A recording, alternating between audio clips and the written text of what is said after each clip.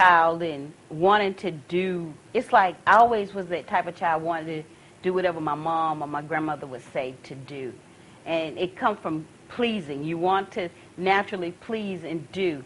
And because I watched them become the type of women they were, givers and doers, it's like it was natural. I grew up feeling like that.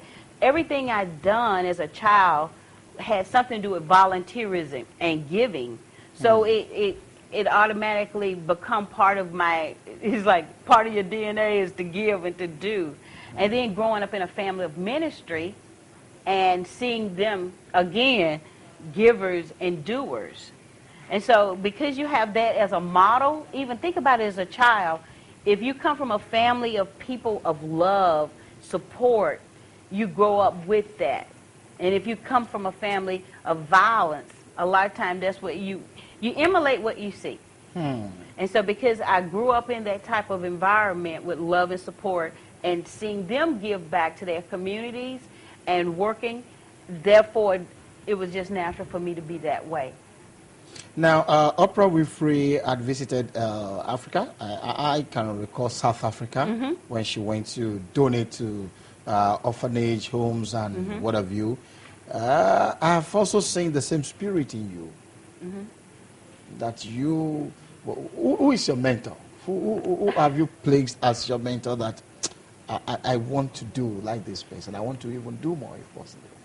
It really is my mother. My mother is my mentor, even though she's deceased.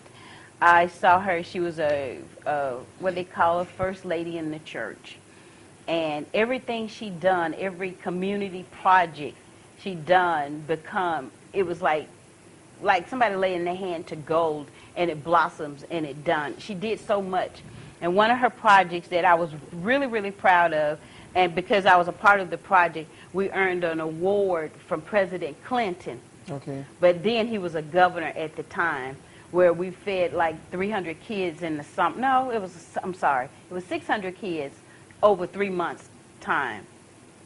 And she won an award for that. And I'm just excited that, to be able to see my mom do some things that absolutely gave her recognition.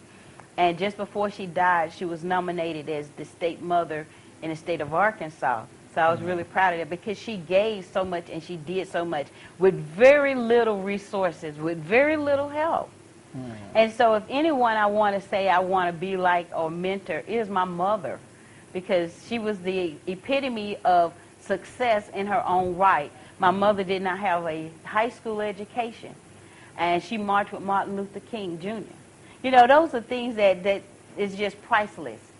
And sometimes we feel like, oh, I'm not educated and I can't do this, or I don't know whoever it is, the person, a quote big name person, so how can I do it? You can do it. If you have a desire and you have the will, you can speak what it is you want, and it actually can materialize. And so I'm excited to be able to say it's my mother. Wow. Yeah, desire and will.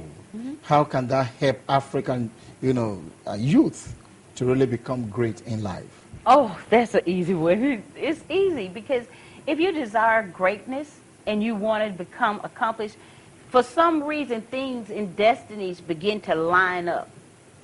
It shifts in your favor. If you want to be successful, whether it's a doctor, a lawyer, or entertainer, you got to start working on what it is that I need to do to make this happen. So first of all, it starts with in the thought. It's a thought process. You think it, you speak it, and then start lining up. The action starts lining up with that word. So therefore, if you desire to be great, you shall be great. Well, to the young generation that are watching this program, if you desire to be great, you shall be great. My guest, of course, is also a motivational speaker. Haven't you spoken? They invite you everywhere to speak. Yeah. Now, what is your major area? Well, it's basically, believe it or not, it's marketing and promotions. But when I'm speaking with ministry, when I get those engagements, whatever theme they have, I tie the thoughts into the theme. But one of my specialties is showing people through the scripture, written word, how you can apply it to be successful in what you do. How has that been working? It works. What has been the result? It's Testimony? My testimony really is, just simple. I started a blog 2 years ago, and the blog was just only to help 8 friends. And it was my random act of kindness for them, because one of the things that happen in America, a lot of people have great ideas, and it's a lot of people are successful in their own right, but they don't have the capital to pay for these high marketing experts. Because if you want to brand you're going to spend quite a few $1,000s. And it's because it's so saturated. So I took those 8 people, and I just did a blog. I took their picture and their profile and put it out there. And believe it or not, in 6 months, we had 160 artists from 14 countries. They just, hey, I want this help. I want your help. Please get me exposure. You know, and I just started doing these things from my own pocketbook, not a dime from anybody. And I would do the press releases and the websites and the blogs and the banners and the social media out of my own pocket. And that's because it was a desire to help other people. And that's how this thing come about. You know, I'm smiling. I want you to do exactly that for Africa, so that everybody will know that Africa, nobody sleep on the tree. Would you be willing to do that? I would love to continue to do that. I'm already doing it. She would love to continue to do that, and she will do that. Now, let's take a look at, this one would sound very, very humorous. When in life did it appear to you that I got to give up? Was there any time in life that things were looking very tattered, maybe as a young, from teenage, and said, I don't really need to go to school. I can maneuver my way, and then. No. I always felt like I didn't have enough education. I felt With what do you have? Yeah, I always felt like I could go back to school. I could do more, but then I finally came. It took a lot of life experiences to get me to a place that I had to be comfortable with me and just give the best that I can to the universe. Or to the world. But in life, you're going to have your trials and your tests where you feel like, I'm just going to give up because things are not falling in place like I want it to fall. But you got to find, it goes back again to the desire and the will to believe in you, that you can achieve greatness. But you got to be determined to overcome the odds and succeed.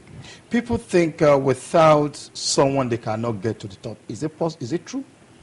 I think in life and the way the circle works, your destiny is going to be predicated to somebody else. It takes people to help people. I don't care who you are, and I don't care how much money you have, it still takes people. It takes that door, that connection, that opportunity through somebody else that's going to get you there. No one made it to the top that did not have no help. No one makes it to the top, but how many people are at the top, or how many people really would want to have the same spirit that you have, the same heart that you have? I think that is missing in our society, not only in Africa, all over the world. Yeah. Not everybody is thinking about, himself, herself, and herself alone. So maybe you are here, you'll be able to probably speak to a few people who are watching you, to also have a change of heart by, contributing to someone's life. Well, I think in life also, again, the first law of survival is self. First thing is self-preservation. You want to survive, and it's all about you. But once you understand that you were not created to be here alone and embrace mankind and acceptance and have an open heart, what you give going to come back. So if you give of yourself to the universe and you love people and embrace them, it's going to be returned back to you. Yes, you have to be selective about who you associate with. True, I agree with that. But yes, you ought to be open to receiving people in your life that's going to empower your life. Everybody is not here to take advantage of you.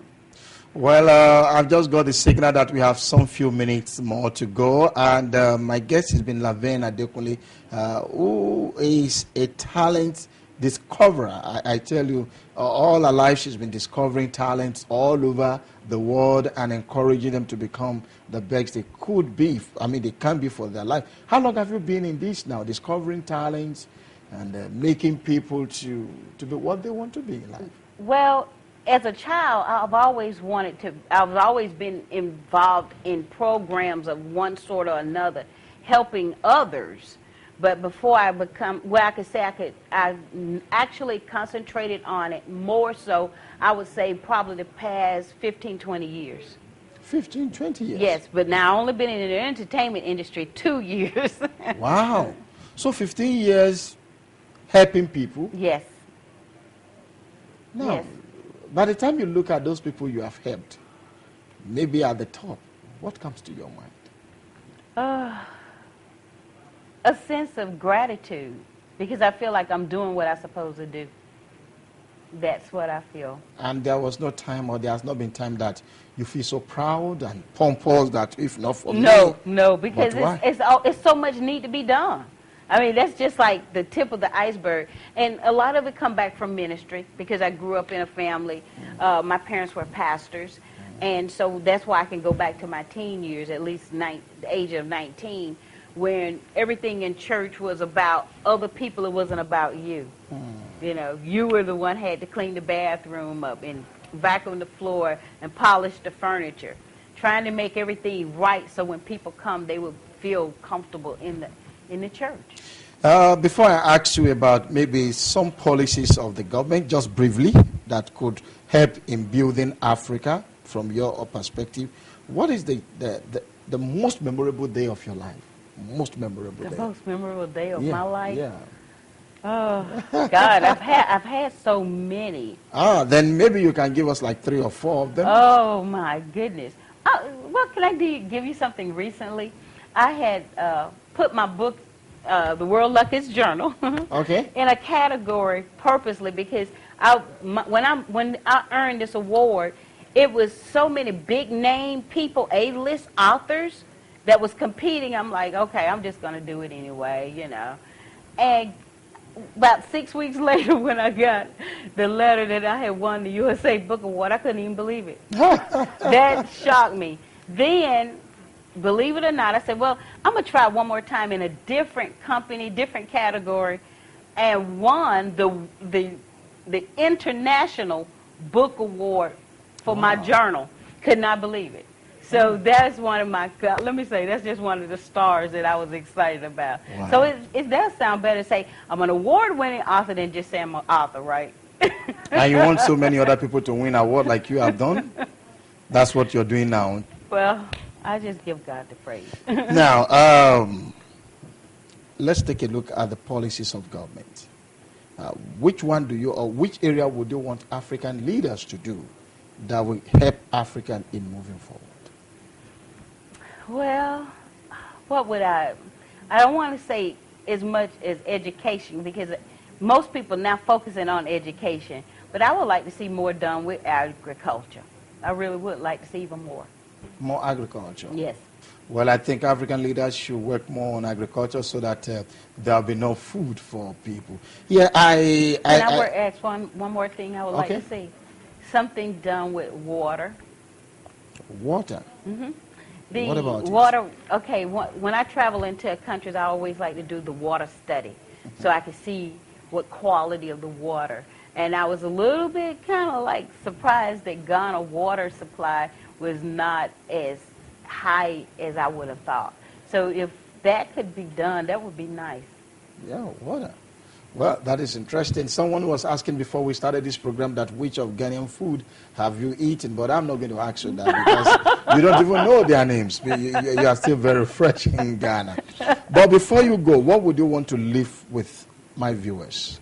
Oh, just believe that you can achieve greatness if you have a desire and act on it. That is so important because so many people feel so disadvantaged. I'm not educated. I didn't come from a royal family.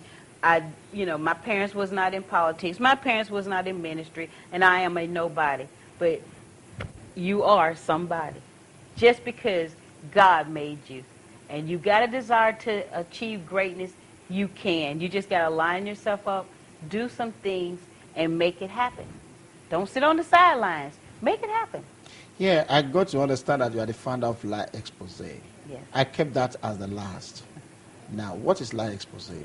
Laexpose started as a blog just to help people, and now it has become an international organization, nonprofit category. Oh, it's a nonprofit organization. Yes, we're trying to also set it up in Ghana here so that people can be empowered in their field of choice, in their area of talent or their gift, be it ministry, be it poetry, spoken word artists, comedians, dancers, of course, singers, but more it's the diversity, not just those two fields that most common, singing and dancing.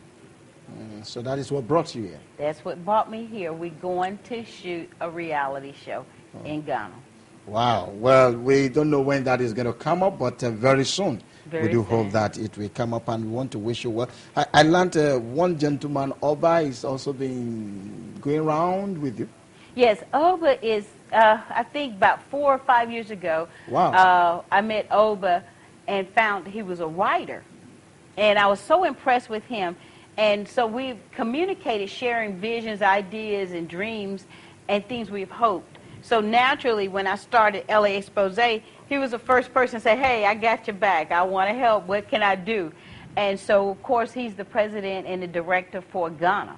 Wow. And all other regions that comes under the umbrella in Ghana will be under Oba, because he's the example of when a person believes in what you're doing, they can accomplish so much because they believe themselves. So you want to empower that person so that they can also be able to live some of their dreams.